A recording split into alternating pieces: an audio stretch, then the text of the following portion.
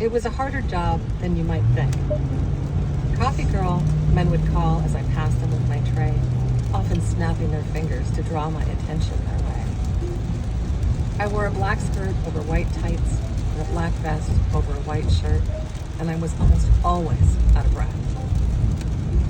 Banned from the elevator, I had to race up and down steps in a stairwell that ran along the back of the building to get from one floor to the next.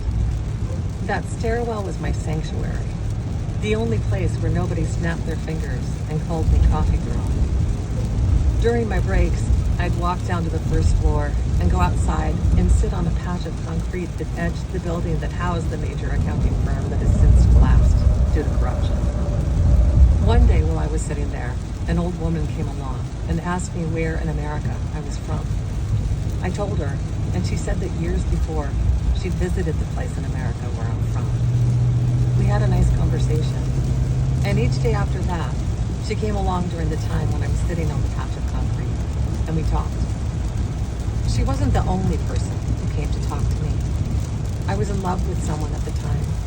In fact, I was married to that someone, and I was in way over my head. At night, after I made love to this man, I would lie beside him and cry because I knew that I loved him, but that I couldn't bear to stay with him because I wasn't ready to love only one person yet. And I knew that if I left him, I would die of a broken heart, and I would kill him of a broken heart too. And it would be over for me when it came to love, because there would never be another person who I'd love as much as I loved him, or who loved me as much as he loved me, or who was as sweet and sexy and cool and compassionate and good through and through. So I stayed.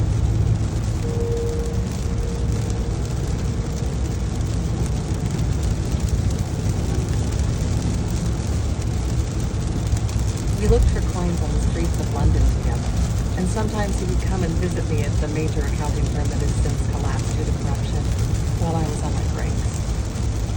One day, he came while the old woman was there. The man I loved and the old woman had never come at the same time, but I had told him about her, and I had told her about him too. "Is this your husband?" the old woman exclaimed with jubilant recognition as he walked up. She shook his hand with both of her hands, and they chatted for a few minutes, and then she left. The man I loved was silent for a good while, giving the old woman time to walk away. And then he looked at me and said with some astonishment, "She has a bundle on her head." "She has a bundle on her head?" I said. "She has a bundle on her head," he said back.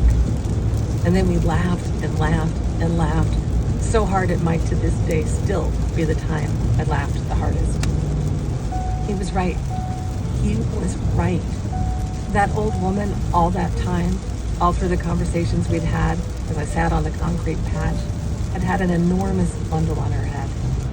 She appeared perfectly normal in every way but this one. She wore an impossible 3-foot tower of ratty old rags and ripped up blankets and towels on top of her head, held there by a complicated system of ropes tied beneath her chin and fastened to loops on the shoulders of her raincoat. It was a bizarre sight, but in all my conversations with my husband about the old woman, I'd never mentioned it. "She has a bundle on her head," we shrieked to each other through our laughter on the patch of concrete that day. But before long, I wasn't laughing anymore. I was crying.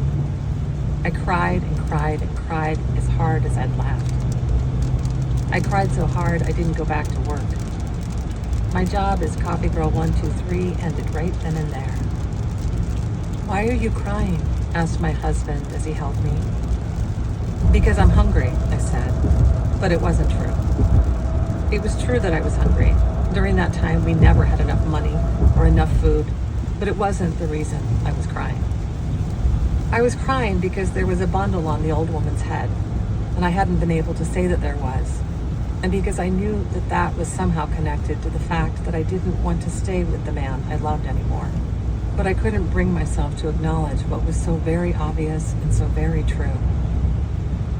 That was such a long time ago, scared and confused, but it all came back when I read your letter. It made me think that perhaps that moment delivered me here to say this to you. You have a bundle on your head, sweet pea. And though that bundle may be impossible for you to see right now, it's entirely visible to me. You aren't torn. You're only just afraid. You no longer wish to be in a relationship with your lover, even though he's a great guy. Fear of being alone is not a good reason to stay. Leaving this man you've been with for 6 years won't be easy, but you'll be okay, and so will he. The end of your relationship with him will likely also mark the end of an era of your life. In moving into this next era, there are going to be things you lose and things you gain. Trust yourself. It's Sugar's golden rule. Trusting yourself means living out what you already know to be true. Yours, Sugar.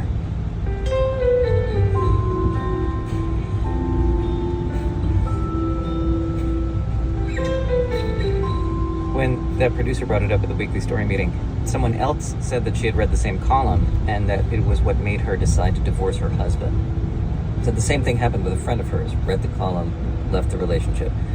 This is what I'm talking about a kind of spell being cast. Cheryl told us that of all of the thousands of letters she's gotten in the 13 years she's had the column, this is the most common predicament people find themselves in. All over the world, people are wondering, is it time to get out? Something like a third of all of her letter writers ask her this question.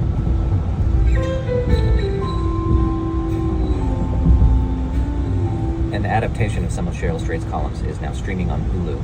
It's called Tiny Beautiful Things. Our audio version of this column was produced by Diane Wu.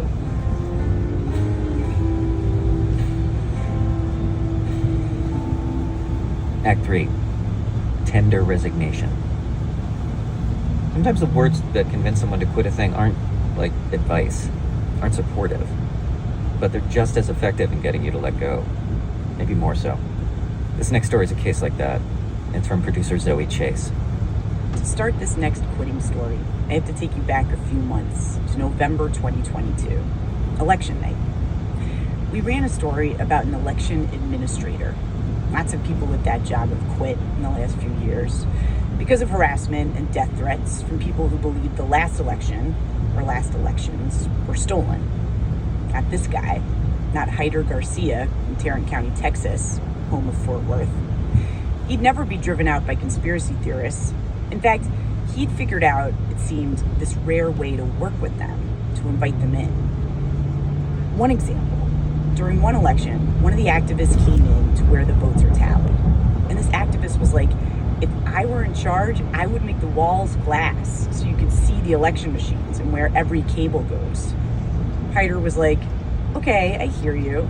So I told him, what about if we rearrange the room so the machines are not like in this little cabinet under the desk, but up where you can see them and you can say, well, maybe that would be a start. So the next election they came back in the runoff, when they walked in the room, I told them all the machines are on top of the tables. You can see the back, they're against the glass, they're labeled what each one of them does. This is what you wanted, right? And so he had that moment of, okay, well, you got me on that one. And it's little things like that that we keep doing, right? Hyder gave out his cell phone to anyone who wanted it. There was this one activist in particular, Aubrey Campbell. She had this channel on Telegram about election fraud stuff, and she posted about Hyder a lot, and she called him all the time. She called him on election day. So there's a picture going around, and it's purported to be a map of outages of all of the machines. Are you having issues with that? I'm gonna send it to you.